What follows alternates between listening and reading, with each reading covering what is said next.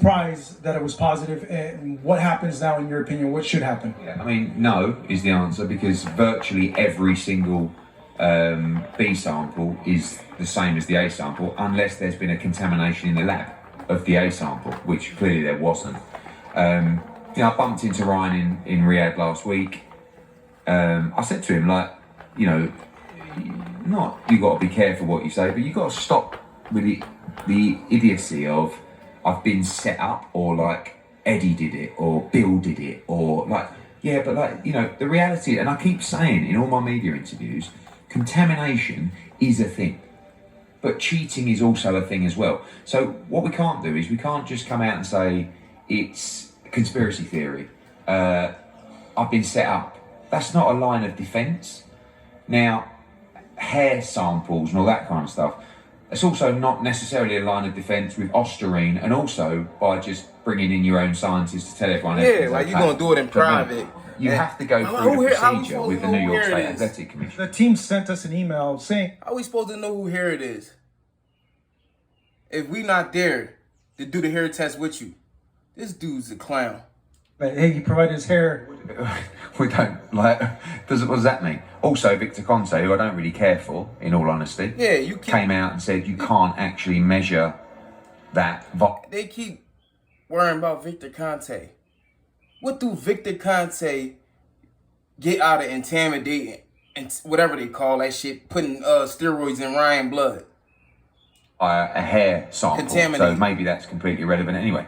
At the end of the day, I hope he is innocent, and I keep saying, I said it to him. Yeah. I hope you're innocent. Of course, Eddie hope he innocent. He want that bag, but to Haney, it's different. When you making a legacy and you not fighting just for money and fame, like. Listen, but what we definitely know now is that when he fought Devin Haney, he had performance-enhancing drugs in his body, right? Now, is that an excuse or is that the truth, a fact? This question to the haters, not the real ones, not the real boxers and the real boxing people. This is to the casual Ryan fans. Now we've got to establish if that was intentional or unintentional. Right. But I'm looking at it. Right. Obviously, it wasn't, it was an A and B sample. So, obviously, it wasn't contaminated with something, pills or whatever. It was in both samples. For Devin now, I mean, I really can't believe the response.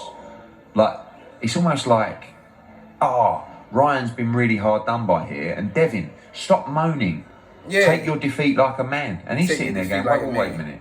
The guy came in 3.5 pounds over. Heavy. God knows what he weighed on the night. And only God knows what he weighed on the night. He was big as shit. 140 fighting Tank. 144 he stepped in. Rehydrated to 144. So that was 144 when he stepped in with Tank. Come on, when he stepped in with Haney, he had to be like 160. He had performance-enhancing drugs in his body. And I'm just supposed to be okay with that, am I? I mean, he's got to be absolute. Like, he took a beating at times in that fight. Dangerous beating. Yeah, and y'all want to say he got his ass whooped. I know he didn't. Like Eddie just said, he took a beating sometime in that fight. The score was 112-112, a draw. Ryan only won from weight bullying, knocking him down. And then Regis, you lying about Haney draining you and rehydrating. You lying. Regis got beat every round, 1 through 12. I doubt if he even got 2 hits off. So then you look at it and say, if this guy cheated and Devin took that kind of beating, this is a bad situation. I would like to think